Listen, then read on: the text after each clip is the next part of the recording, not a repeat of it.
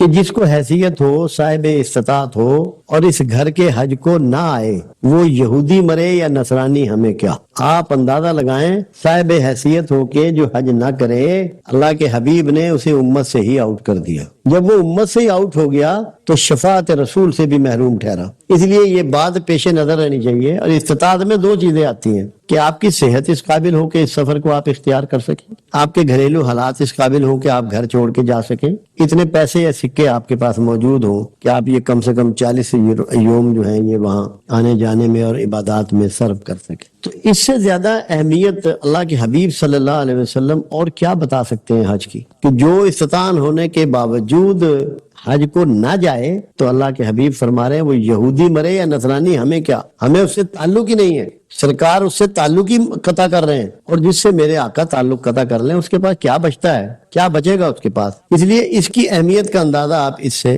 کر سکتے ہیں۔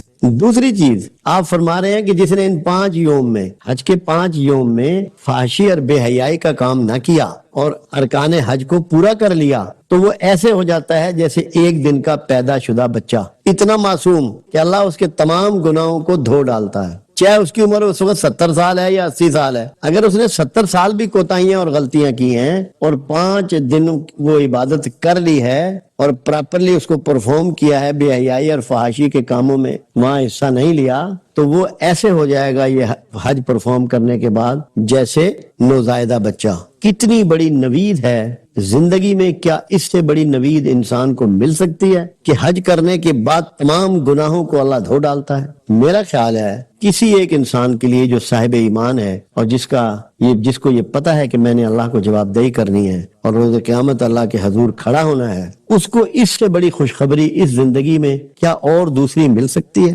کہ اس کی معصومیت پر گواہی دے رہے ہیں خاتم النبیین مخبر صادق رسول اللہ صلی اللہ علیہ وآلہ وسلم۔ یہ دونوں اتنی بڑی خبریں ہیں کہ میرا خیال ہے کہ اس کا کوئی مقابل اور بات نہیں ہو۔ تیسری امپورٹنٹ بات، بہت امپورٹنٹ، پروردگار عالم ابراہیم خلیل اللہ سے فرماتے ہیں کہ ابراہیم میرا گھر تعمیر کرو اور لوگوں کو اس کے حج کی دعوت دو۔ لوگ دبلے پتلے اونٹوں پر، اونٹنیوں پر، جانوروں پر دور دراز سے آئیں گے، تو میزبان کون ہوا؟ حج کی دعوت کس نے دی؟ اللہ نے، ایک برگزیدہ پیغمبر کے ذریعے۔ آخری دن تک، قیامت کے قریب تک بھی جب تک حج جاری رہے گا، جو بھی حاجی جائے گا وہ اللہ کا مہمان ہوگا۔ تو وہ شخص کتنا معزز ہو جاتا ہے اللہ جس کا میزبان ہے، اور اللہ دعوت دے کے بلا رہا ہے، آپ اپنی مرضی سے نہیں جا رہے۔ یہ چیز ذہن میں رکھ لیں کہ آپ اپنی مرضی سے نہیں جا رہے، دعوت وہاں سے آئی ہے۔ تو جو دعوت دے کے بلا رہا ہے وہ آپ کے اعمال کو کس انداز میں کیسے کیسے قبول فرمائے گا، کیسے کرم کر دے گا، کیسی رحمت کر دے گا، کیسی برکتیں آپ پہ نازل کرے گا، کیسے انعامات سے آپ کو نواز دے گا۔ تو آپ مہمان ہیں اللہ کے، اکارڈنگ ٹو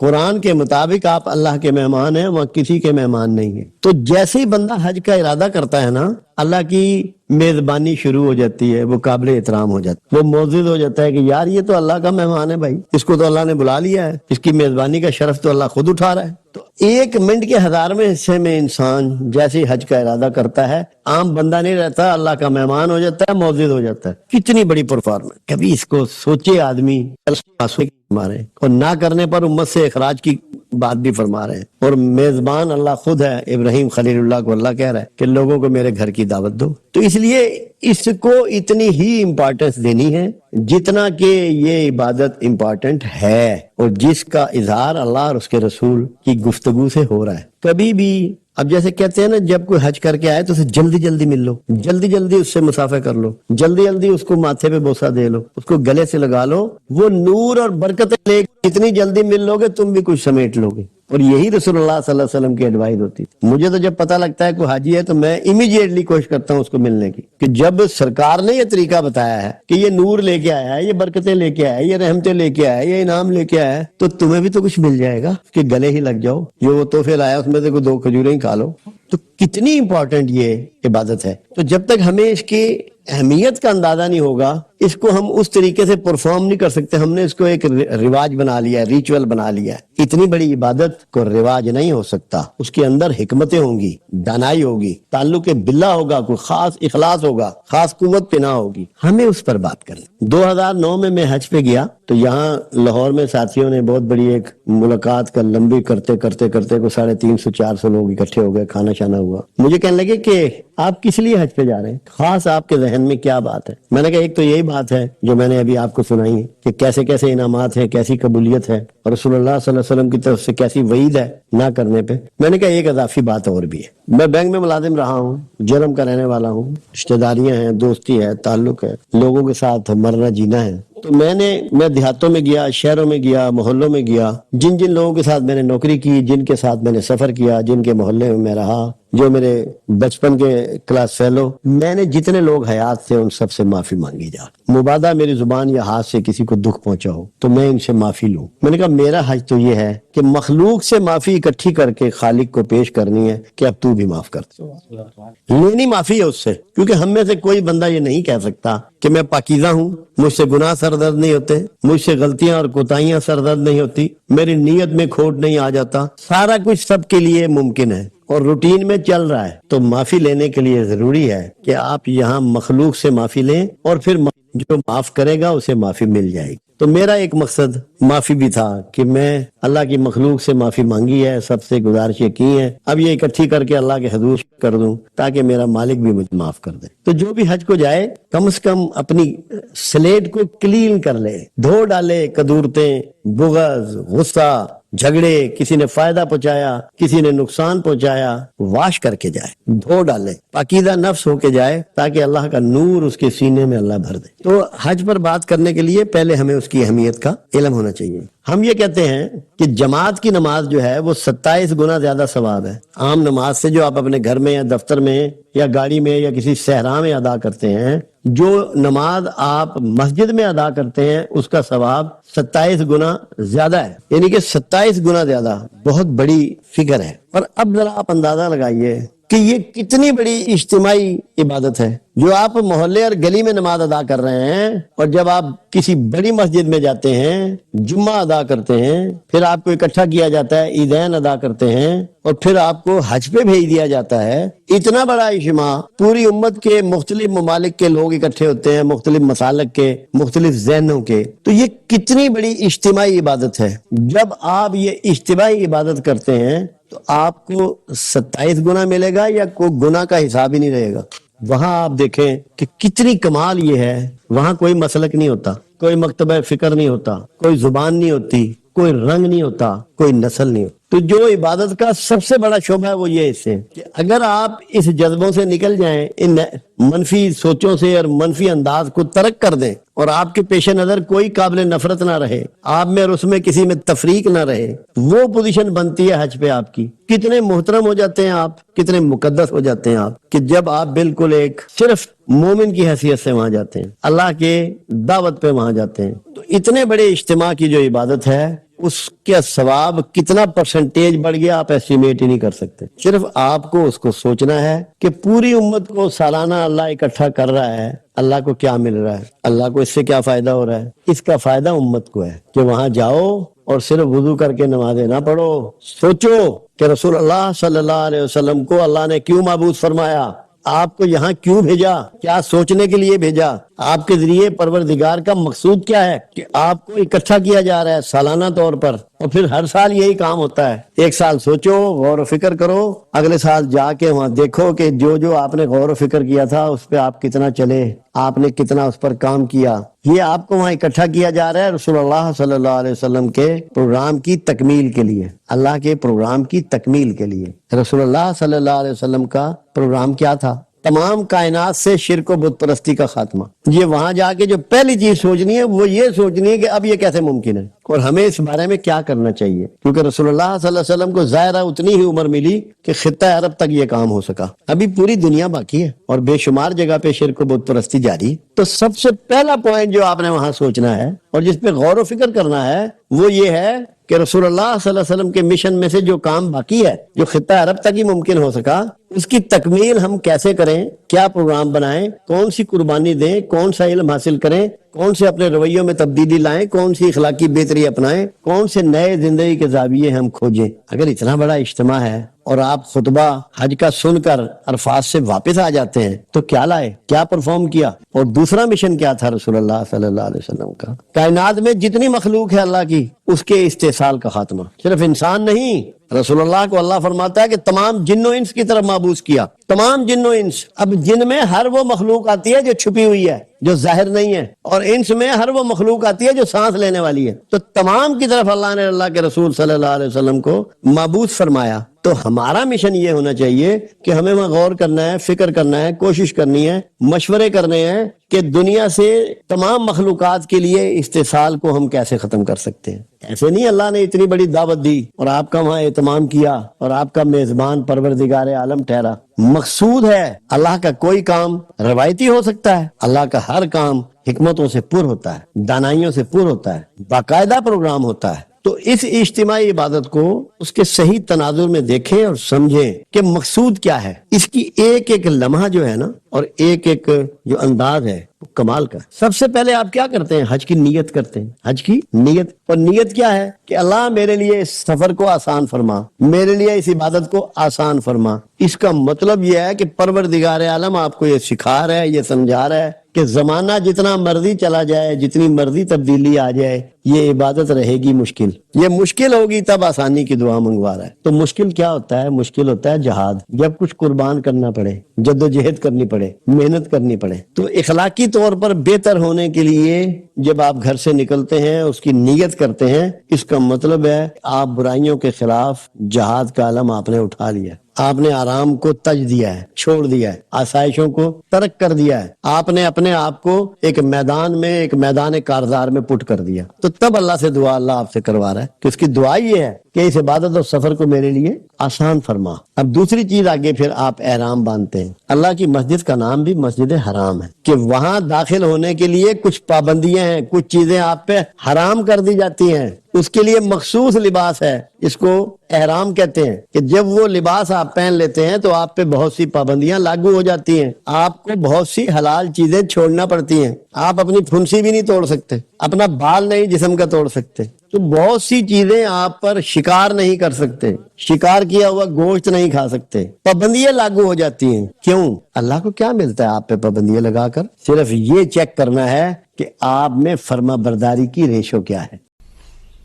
تاجروں کو اللہ نے قرآن حکیم میں بھی خطاب کیا ہے اور رسول اللہ صلی اللہ علیہ وسلم نے بھی ان کے بارے میں وعید دی ہیں، آگاہیاں دی ہیں۔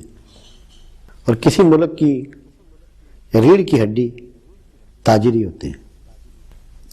تاجروں کا رویہ ملک کے خد و خال بدل دیتا ہے، ملک کے حالات بدل دیتا ہے، ملک کے معاشرے کو بدل دیتا ہے۔ اگر یہ ذمہ دار ہو جائیں تو ملک ذمہ دار ہو جاتا ہے، اگر یہ غیر ذمہ دار ہو جائیں تو ملک برباد ہو جاتا ہے۔ اس انداز میں نہ تجارت کو سمجھا گیا، نہ تاجروں کو سمجھا گیا۔ تو تھوڑا سا ہمیں اس پر غور کرنا ہے، سوچنا ہے کہ تاجروں کا ملک میں کیا رول ہے، کتنا امپارٹنٹ رول ہے، اور تجارت کیسا معتبر اور مقدس پیشہ ہے۔ قرآن حکیم سورہ بقرہ میں فرماتا ہے کہ سود خور ایسے اٹھیں گے جیسے جن زدہ شخص منافع اور سود کو ایک جیسا کہتے ہیں، منافع اور سود کو ایک جیسا کہتے ہیں۔ سورہ بقرہ آیت نمبر 275۔ سود الگ چیز ہے، منافع الگ چیز ہے۔ سود کو اللہ نے اپنے اور اپنے رسول کے خلاف جنگ قرار دیا۔ آج ہمارے ہاں شاذ و نادر ہی ہمارا کوئی تاجر ہوگا جو اس سے محفوظ ہو، اس سے بری ذمہ ہو، اس سے آزاد ہو۔ اس لیے جس معاشرے میں سود لاگو رہتا ہے وہاں انصاف کبھی نہیں پنپتا، اور جو معاشرہ اللہ اور اس کے رسول کے خلاف جنگ لڑ رہا ہو، کیا وہ کامیاب ہو سکتا ہے؟ کیا وہ گلزار بن سکتا ہے؟ کیا وہاں خوشیاں بن سکتی ہیں؟ تو اس لیے یہاں سب سے امپورٹنٹ رول جو ہے ہمارے تاجروں کا ہے کہ وہ سود کے حوالے سے کیسے سوچتے ہیں، کیسے دیکھتے ہیں، کیسے کرتے ہیں۔ ہماری حکومتوں کا بھی اس میں رول رہا ہے اور رول ہے۔ میں کبھی سوچتا ہوں کہ اللہ جانے ان کی کون سی ایسی مجبوریاں ہیں کہ جو سود کے نظام کو جاری رکھے ہوئے ہیں۔ تو قرآن نے تاجروں کے لحاظ سے سب سے پہلے سود کے خلاف بات کی۔ دوسری بات قرآن حکیم کہتا ہے کاروباری لین دین کے معاملات لکھ لینے کا حکم کرتا ہے، سورہ بقرہ آیت 282، کہ جو آپ امیڈیٹ کو سودا خرید رہے ہیں اس کا لکھنے کا نہیں ہے، جس میں آپ نے ادھار کرنا ہے، کمٹمنٹ آئندہ کے لیے ہے، کل کی ہے، پرسوں کی ہے، دنوں کی، مہینوں کی، سالوں کی ہے، تو اس کو لکھ لینے کا حکم ہے۔ ہمارے ہاں معاشرے میں بے شمار جھگڑے صرف لین دین کی عدالتوں میں چل رہے ہیں، پنچایتوں میں چل رہے ہیں، محلوں میں چل رہے ہیں، رشتہ داریوں میں چل رہے ہیں، تعلقات ختم ہو گئے کہ لکھتے نہیں ہیں۔ اس لیے حکم یہ ہے کہ پہلے لکھ لو، قرآن کا آرڈر ہے۔ اور ایک سیانے کا قول ہے بڑا خوبصورت اس میں، پہلے لکھ بعد میں دے، پہلے لکھ بعد میں دے، بھول پڑے تو کاغذ سے لے، بھول پڑے تو کاغذ سے لے، تاکہ انسان ہے پریشانیوں کی وجہ سے یادداشت خراب ہو سکتی ہے، موت ہو سکتی ہے، زندگی سے موت ایک قدم آگے چلتی ہے، تاکہ اولاد کو، عزیز و اقربا کو، پیچھے رہ جانے والوں کو کوئی دقت اور پریشانی نہ سامنا کرنا پڑے۔ تو تجارت کا اصول یہ ہے کہ لکھ کے کام کرنے کو ترجیح دیں، زبانی مت کریں۔ زبانی جب بھی تجارت کی جاتی ہے، لین دین کیا جاتا ہے، اس کا نتیجہ جھگڑوں پر ختم ہوتی ہے۔ جتنے بھی میں نے بے شمار کیسز دیکھے ہیں، بینک میں بھی رہا ہوں، وہاں بھی یہ دیکھا ہے کہ جو اورل کمٹمنٹ ہے بغیر تحریر کے، بغیر ثبوت کے، وہ جھگڑوں پر ختم ہوتی ہے۔ تو رب العزت آپ کو تجارت میں یہ گائیڈ کر رہا ہے کہ آپ لکھ لیں۔ پھر اور دیکھیں، آپ نماز ادا کرتے رہو، ہمارے دیے مال میں سے ظاہر اور درپردہ خرچ کرتے رہا کرو، سورہ ابراہیم آیت 31۔ کہ جو بزنس مین ہیں وہ صرف دھندا نہ کریں، نماز بھی ادا کریں، اور جو مال ان کو مل رہا ہے، جو منافع ان کو پہنچ رہا ہے، جو بینیفٹ ان کو پہنچ رہا ہے، اس میں سے معاشرے پر خرچ بھی کریں۔ کیونکہ جس معاشرے میں خرچ نہیں کیا جاتا وہ معاشرہ مجبوروں کا معاشرہ بن جاتا ہے، جہاں لوگ روٹی کو ترس جاتے ہیں، جہاں لوگ تعلیم کو ترس جاتے ہیں، جہاں لوگ علاج کو ترس جاتے ہیں۔ تو تاجروں کو اللہ انوائٹ کر رہا ہے، بتا رہا ہے دیتا میں ہوں تمہیں، تم نے میرا شکر بھی ادا کرنا ہے، نماز ادا کرنی ہے، اور اس میں سے خرچ بھی کرنا ہے۔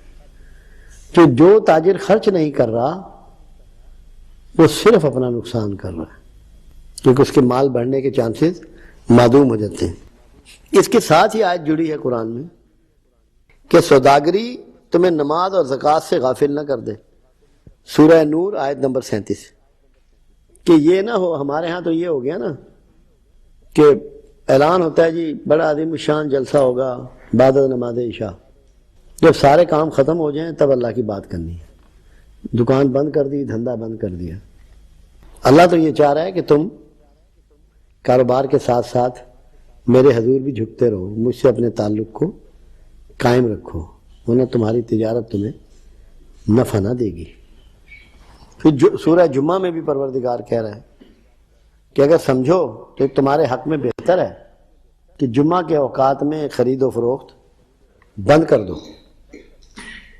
صرف خرید کا نام نہیں ہے، فروخت کا بھی ہے۔ یہ آپ کو معلوم ہے کہ یہاں فروخت کے ساتھ خرید کو اللہ نے کیوں جوڑا ہے؟